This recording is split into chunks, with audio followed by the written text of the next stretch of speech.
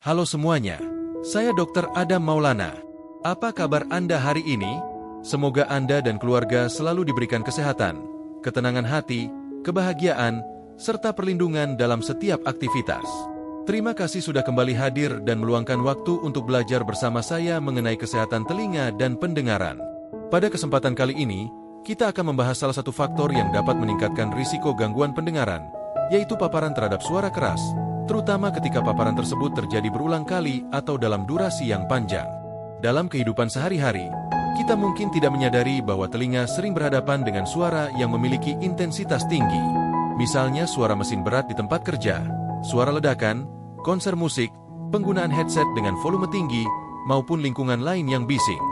Jika kondisi seperti ini terjadi terus-menerus tanpa perlindungan yang memadai, sistem pendengaran dapat menerima beban yang cukup besar.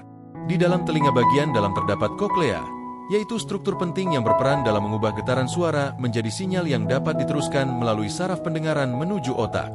Di dalam koklea terdapat sel-sel rambut sensorik yang sangat penting dalam proses tersebut. Paparan suara yang terlalu keras dapat merusak sel-sel ini. Yang perlu dipahami, kerusakan pada sel rambut sensorik akibat paparan suara keras umumnya tidak dapat diperbaiki seperti semula. Lalu, apakah paparan suara keras selalu menyebabkan gangguan pendengaran pada kedua telinga? Tidak selalu.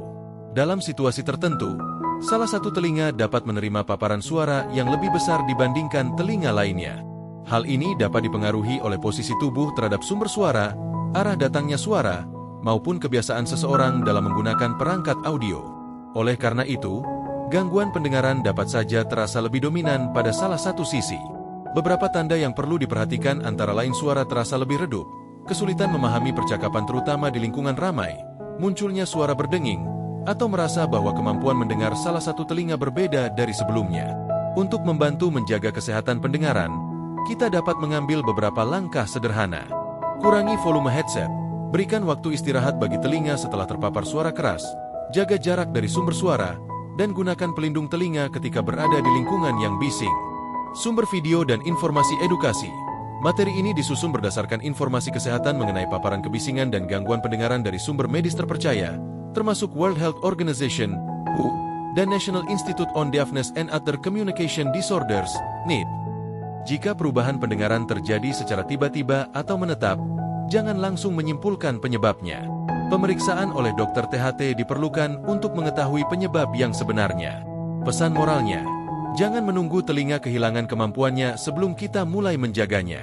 Suara keras mungkin hanya berlangsung beberapa menit, tetapi dampaknya terhadap pendengaran dapat berlangsung jauh lebih lama. Lindungi telinga hari ini, karena pendengaran adalah anugerah yang sangat berharga untuk kita nikmati sepanjang kehidupan.